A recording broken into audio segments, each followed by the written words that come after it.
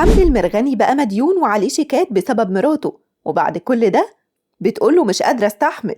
مديون وعليه شيكات وقاعد في مكان مش مرتاح فيه، عايزة شقة لأهلها جنبها، وعايزة مربية أجنبية لعيالها، وبتشرب شيشة جايلها مخصوصة من بره. الحب أعمى زي ما بيقولوا، عشان كده بنقدم كل حاجة نقدر عليها للي بنحبهم لمجرد إنهم يفرحوا حتى لو على حساب نفسنا. عشان كده حمدي المرغني بقى مديون وعليه شيكات وقاعد في مكان مش مرتاح فيه لمجرد إن مراته إسراء عبد الفتاح ضغطت عليه إنه يسكن في مدينتي.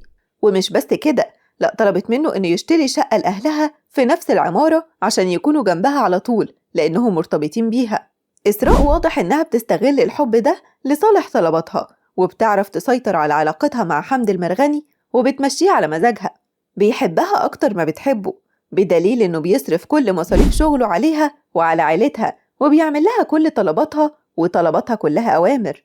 وعشان إسراء بتحب الشيشة بعت مخصوص جاب لها شيشة من بره مصر عشان الشيشة اللي في مصر مش عاجباها. ده غير إن إسراء طلبت مربية أجنبية لبنتها عشان عايزة بنتها تتربى تربية حديثة ويبقى مستواها في حتة تانية وما تكونش زيها ولا زي باباها.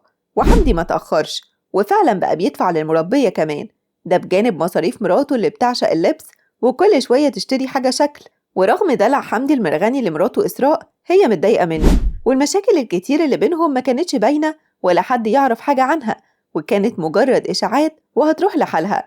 بس اللي باين إن في مشاكل بين حمدي وإسراء إنهم كانوا ضيوف في برنامج رامز جلال في رمضان 2024، ومن هنا اتأكدت الإشاعات على المشاكل والخلافات اللي بينهم. وده كان باين كويس لما إسراء عبد الفتاح كانت بتحاول تبعد عن حمدي المرغني. نقدر نقول إن رامز جلال كان فاعل خير في رمضان السنة دي، ومحدش سلم منه، وفضح كل اللي بينهم خلافات ومشاكل، وكان بيأكد للجمهور الخلافات الموجودة بين كل شخص والتاني. وطبعا رامز جلال ما يتوصاش، طلب من إسراء بعد ما طلع عينيهم إنها تبطل طلبات من حمدي، وطلب من حمدي إنه ينشف شوية ويقول لها لأ ولو لمرة، وكمان قال لها أنت خليتيه يمضي شيكات. وقتها حلفت إن ده ما حصلش. واضح إن وقتها رامز فعلا كان عايز يحل مشكلة لأول مرة في برنامجه، لدرجة إنه أجبرها إنها تقول لحمدي أنت جوزي وستري وسبعي. في النهاية عاوزين نوصل إن مهما كانت الخلافات، بكلمة حلوة قادرين ننهي كل الخلافات والمشاكل، ومش كل اللي يتقال من إشاعات وكلام بيتداول على السوشيال ميديا بيكون صح. اختاروا صح وحبوا وكونوا سند لبعض.